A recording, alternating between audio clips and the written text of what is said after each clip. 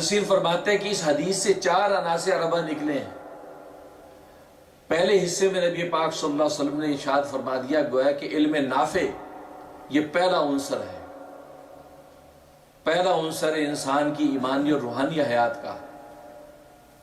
اور دوسرا عنصر عمل صالح یہ دوسرا عنصر ہے، اور تیسرا اخلاص کامل یہ تیسرا عنصر ہے، اور چوتھا فکر آخرت کہ وہ اخلاص سے عمل کرنے کے باوجود بھی آخرت کی فکر میں رہے کہ پتہ نہیں کیا بنے گا، یہ جو کچھ میں نے کیا یہ اللہ کے ہاں قبول بھی ہے یا نہیں،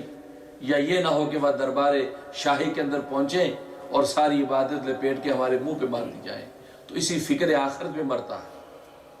تو یہ 4 عناصر اربع ہے روحانی اعتبار سے۔ تو جیسے میں نے عرض کیا کہ جسمانی اعتبار سے آگ پانی ہوا مٹی حد اعتدال پر ہے،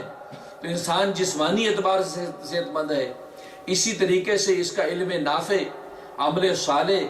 اور اخلاص کامل اور فکر آخر یہ بھی حد اعتدال پر ہے، تو یہ انسان ایمانی اعتبار سے صحت مند و توانا ہے۔ جب یہ جسمانی اور ایمانی دونوں اعتبار سے صحت مند و توانا زندگی گزارے گا تو دنیا میں اس کو جنت کا سا مزہ زندگی کا اللہ عطا کر دیں گے، اور آخرت میں اس کے لیے کامیابی ہی کامیابی ہے۔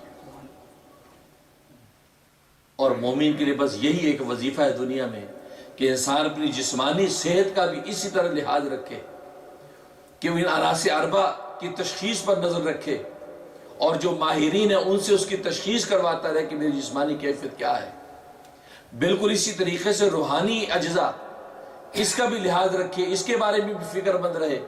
اور جو اس فیلڈ کے ماہرین ہیں ان سے وہ رابطے میں رہے، ان کی صحبتوں میں اور رفاقتوں میں رہے، ان کے پاس اٹھے بیٹھے، ان سے تشخیص کرواتا رہے کہ یہ میرے 4 جو عناصر اربع روحانیاں ہیں یہ اپنے اعتدال پر ہیں یا کم یا زیادہ ہیں۔ شکراً یا رب